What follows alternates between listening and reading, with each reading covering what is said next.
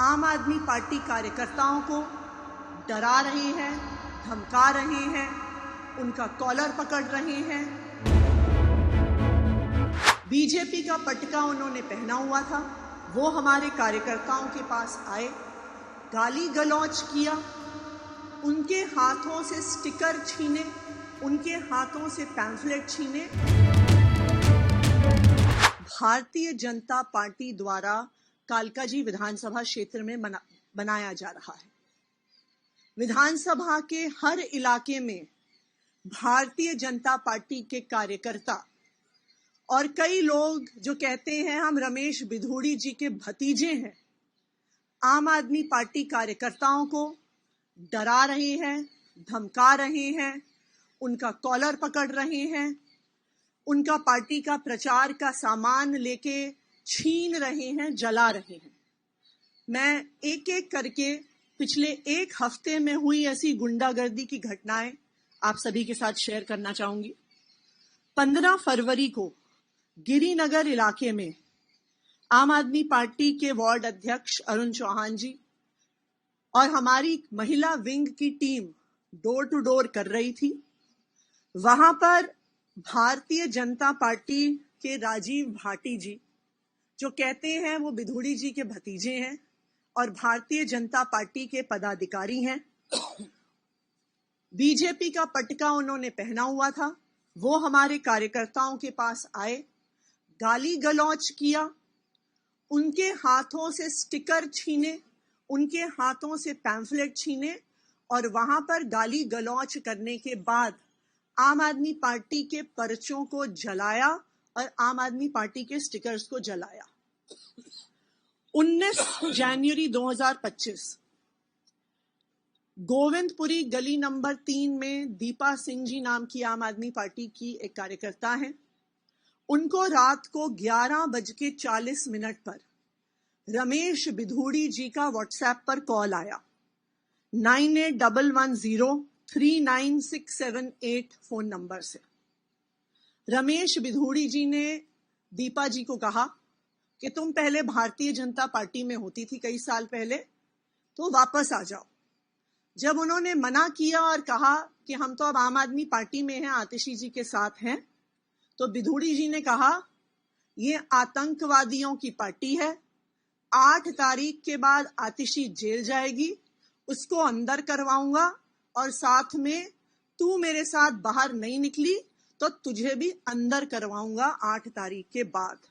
ये रमेश बिधूड़ी जी ने खुद फोन करके आम आदमी पार्टी की एक महिला कार्यकर्ता को धमकी दी। 19 तारीख को ही गोविंदपुरी गली नंबर 5 में हमारे एक कार्यकर्ता का रिश्तेदार अंकित गुप्ता दिल्ली के बाहर से आया हुआ था, डोर टू डोर प्रचार कर रहा था। भारतीय जनता पार्टी के कार्यकर्ताओं ने उसका पटका छीना, उसको थप्पड़ मारा और जो पर्चे उसके हाथ में थे उनको जला दिया। 20 जनवरी कल नवजीवन कैंप के एफ ब्लॉक में 2 दिन पहले भारतीय जनता पार्टी की टीम, कई बच्चों को उन्होंने लगाया हुआ था स्टिकर्स चिपकाने के लिए, पोस्टर चिपकाने के लिए। जब हमारी एक कार्यकर्ता विजेता कुमारी जी ने इस पे ऑब्जेक्शन किया तो वहीं पर खड़े होके भारतीय जनता पार्टी के कार्यकर्ताओं ने आम आदमी पार्टी की महिला कार्यकर्ता से गाली गलौज करी।